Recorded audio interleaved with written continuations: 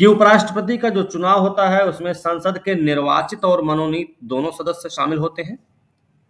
दूसरी तरफ राज्य विधानसभा के सदस्य इसमें शामिल नहीं होते हैं, है ना? ठीक है, सर रिपीट कर दीजिए।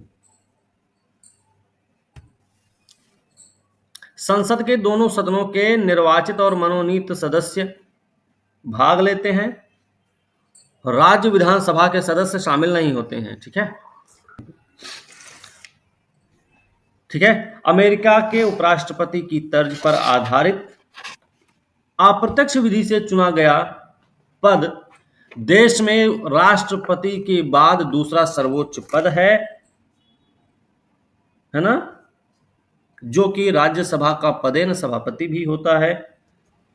इसके निर्वाचन में संसद के दोनों सदनों के सदस्य निर्वाचित और मनोनीत शामिल होते हैं। बात क्लियर हुई? ओके जी सर। आर्टिकल 63 में इसका प्रावधान भी किया गया है, याद रखना है। योग्यताएं क्या है इनकी? 30 वर्ष की आयु पूरा हो, भारत का नागरिक हो और किसी लाभ के पद पर ना हो और पागल दिवालिया भी ना हो, और दोनों समय किसी मतलब राज्यसभा के सदस्य बनने की उनकी योग्यता हो। लिखिए लिखिए, देखिए 35 साल है, 30 साल नहीं 35 साल है। ठीक है सर राज्यसभा में तो सदस्य का तो 30 साल है ना सर? इनकी उम्र 35 साल चाहिए लेकिन। अच्छा इनकी चाहिए 35, ऐसे उसमें तो 30 ही रहता है ना सर? हाँ 25-30, हाँ। तो भारत के नागरिक होने चाहिए। ठीक है, भारत का नागरिक होना चाहिए, 35 साल की उम्र पूरी होनी चाहिए, राज्यसभा का सदस्य बनने की योग्यता भी होनी चाहिए, कोई भी मतलब कहीं भी किसी भी लाभ के पद पर नहीं होना चाहिए। ठीक है, अब याद रखना है कि लाभ के पद का वर्णन संविधान में नहीं किया गया है। क्या लाभ का पद क्या है ये नहीं बताया गया है संविधान में। ठीक है, ये बात याद रखनी है। ओके, सरकारी नौकरी सर यही तो लाभ का पद है। बात करें इनके निर्वाचन के बारे में हमने बता ही दिया है। निर्वाचन इनका किसकी तरह होता है? राष्ट्रपति की तरह होता है और अप्रत्यक्ष विधि से होता है। लेकिन राष्ट्रपति के निर्वाचक मंडल से इसका निर्वाचक मंडल अलग अलग होता है। अलग कैसे होता है भाई? अभी हमने बताया संसद के दोनों सदनों के निर्वाचित और मनोनीत सदस्य भाग लेते हैं इनके निर्वाचन में, और राज्य विधानमंडल के सदस्य भाग नहीं लेते हैं। जबकि राष्ट्रपति के चुनाव में क्या होता है? लोकसभा और राज्यसभा के निर्वाचित सदस्य साथ ही साथ राज्यों की विधानसभाओं के निर्वाचित सदस्य भाग लेते हैं। ठीक है ना? Yes sir. सर जो आप कह रहे हैं विधि सेम है सर, इस निर्वाचन की बात लिखिए तो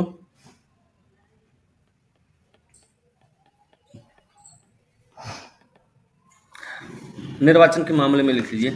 एक काम करें, सबसे पहले लिखिए 20 प्रस्तावक और 20 अनुमोदक की जरूरत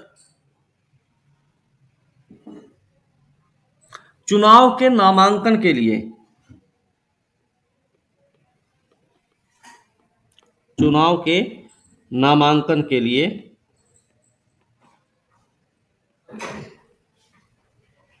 उम्मीदवार को चाहिए। ठीक है,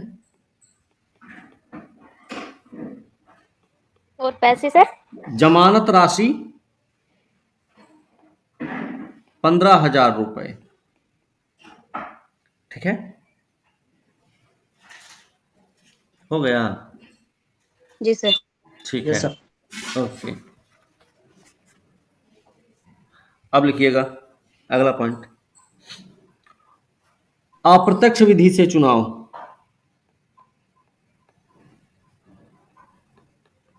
मतलब इस मामले में राष्ट्रपति के समान है ना, अप्रत्यक्ष विधि से चुनाव होता है इनका। ओके, संसद के सभी सदस्य भाग लेते हैं।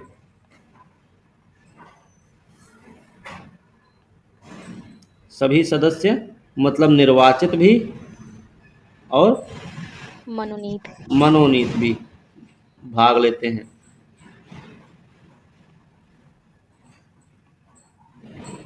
ठीक है, ये ध्यान रखना। और आनुपातिक प्रतिनिधित्व के आधार पर, और हमने बताया आप लोगों को, आनुपातिक जो प्रतिनिधित्व अपनाया गया है वो सभी राज्यों को समान, क्या दिया जाए, समान, सभी राज्यों को समान अधिकार मिले रहे, नहीं ऐसे। आनुपातिक प्रतिनिधित्व के आधार पर एकल संक्रमणीय मत पद्धति ना,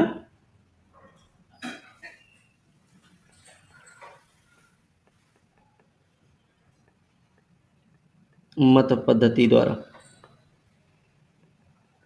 ठीक है।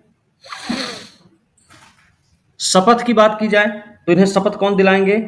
इन्हें जो शपथ दिलाई जाती है, इन्हें जो शपथ दिलाई जाती है वो संविधान के प्रति सच्ची श्रद्धा निष्ठा की शपथ लेता है और वचन देता है कि अपने पद और कर्तव्य का निर्वहन श्रद्धा पूर्वक करेंगे, है ना। चलिए,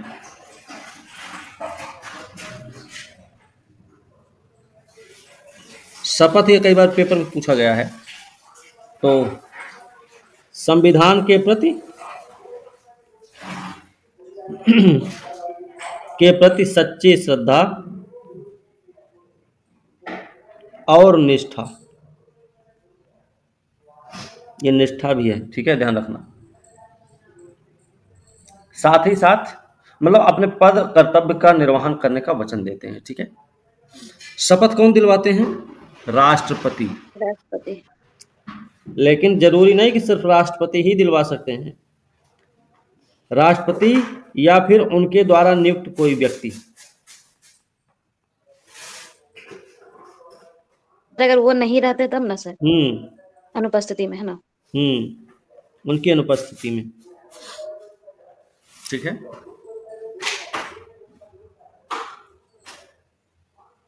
पदावधि की बात कर लें।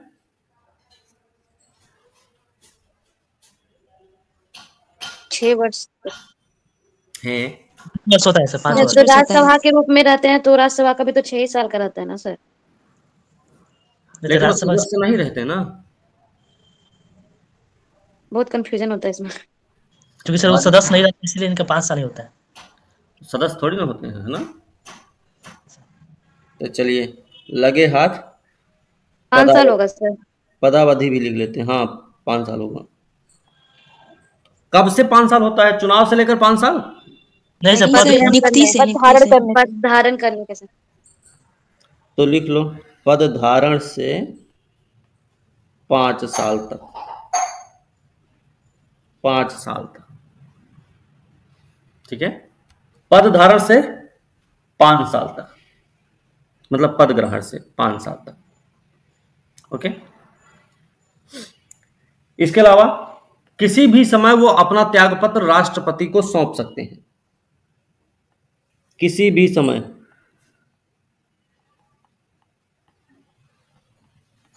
अपना त्यागपत्र राष्ट्रपति को सौंप सकते हैं,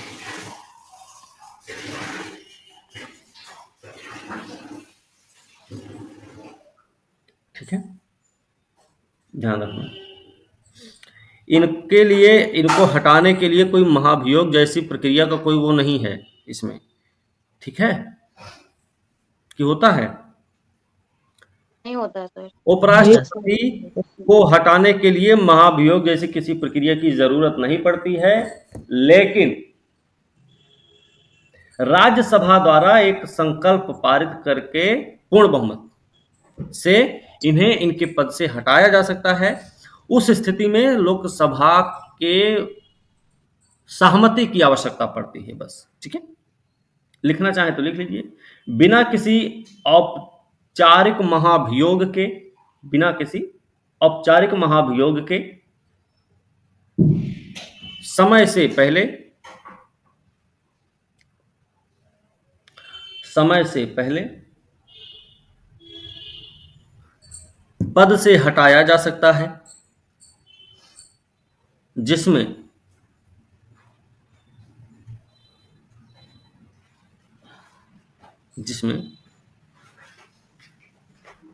राज्यसभा द्वारा एक संकल्प पारित कर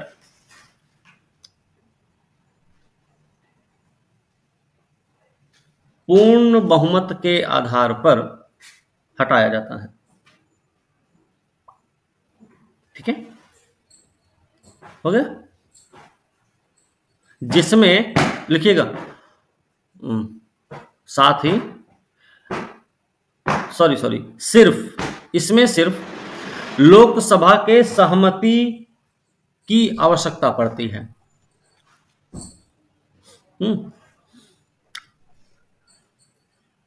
एक चीज और लिख लेना,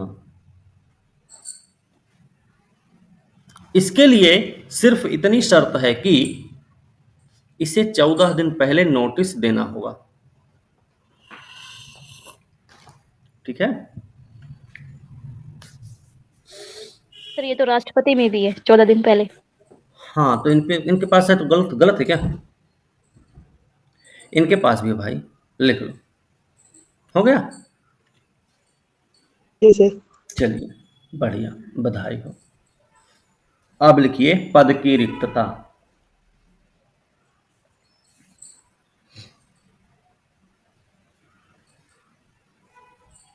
चलो,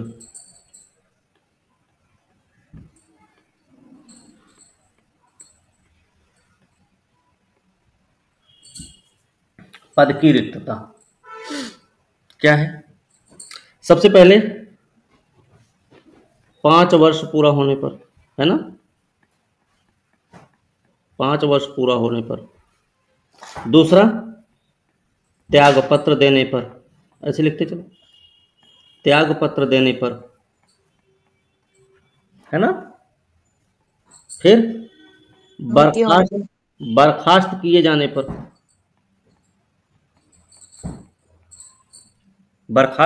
पर, और क्या बोले थे? मृत्यु होने पर। और किस स्थिति में?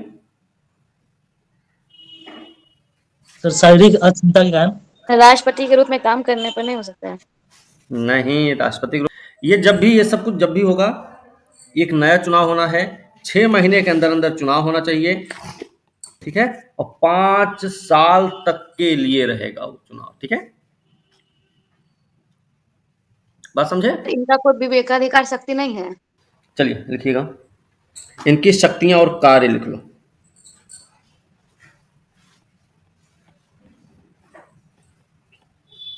शक्तियां और कार्य क्या है इनके? देखो, पहली बात तो ये राज्यसभा के पदेन सभापति होते हैं, ये बात कि पदेन सभापति।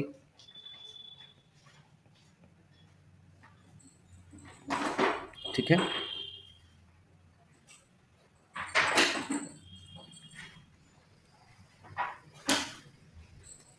राष्ट्रपति का पद खाली हो जाता है तो जब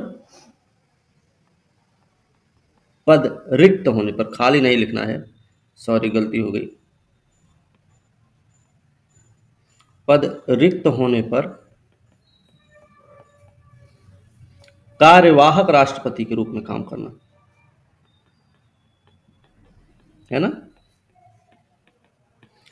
अब ये राष्ट्रपति बने मतलब सब कुछ, राष्ट्रपति की उपलब्धियां, शक्ति, वेतन, काम, जो कुछ रहेगा सब इनके हाथ में आ जाएगा। ध्यान रखिएगा। ठीक है, सभापति हैं ये राज्यसभा के, मतलब लोकसभा के अध्यक्ष के समान इनकी शक्तियां और कार्य हैं। लोकसभा के अध्यक्ष क्या करते हैं? निर्णायक मत देने का अधिकार होता है ना, यही होता ना अध्यक्ष के पास, वैसे ही।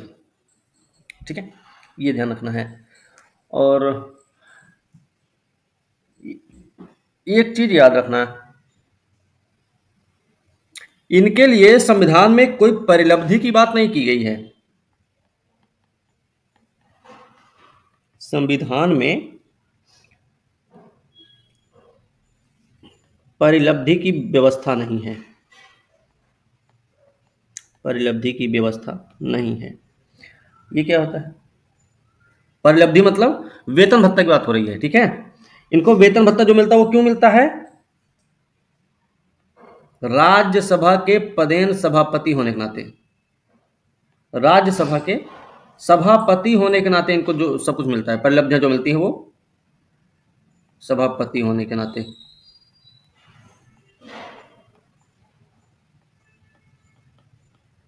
ठीक है, परिलब्धियां हासिल हैं। बस समझे? हो गया। जी सर। और जब ये राष्ट्रपति के रूप में काम करेंगे तो इनको राष्ट्रपति का वेतन भत्ता मिलेगा। ठीक है, बस इसमें और तो कुछ नहीं है। एक चीज और कुछ इंपॉर्टेंट है इसका, वो लिख लेते हैं। ये तो ध्यान रखना, जब राष्ट्रपति के रूप में काम करेंगे तो ये इनको जो वेतन भत्ता होगा वो राष्ट्रपति के रूप में मिलेगा। ठीक है। अच्छा, इनके चुनाव संबंधी जो विवाद होते हैं वो कहाँ निपटाए जाते हैं? Sir supreme court. हाँ, लिख लो तो। चुनाव संबंधी विवाद सुप्रीम कोर्ट में निपटाए जाते हैं, है ना। और याद रखना, इनके चुनाव को निर्वाचक मंडल अपूर्ण होने के मामले में चुनौती नहीं दी जा सकती। यही काम राष्ट्रपति के मामले में भी था, है ना। क्या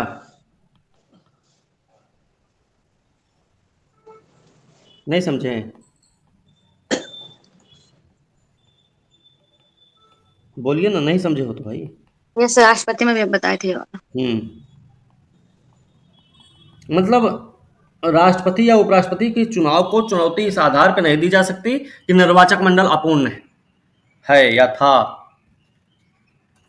ठीक है।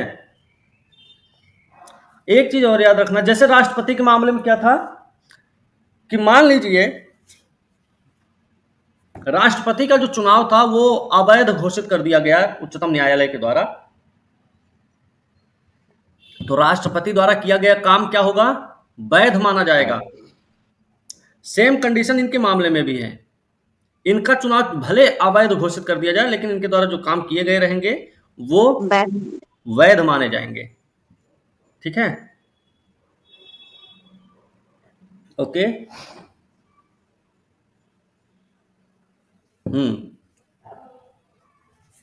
अब अगला जो टॉपिक होगा वो होगा प्रधानमंत्री। सर कल करा दीजिएगा इसको। हाँ, अब इसको कल ही कराएंगे, बता।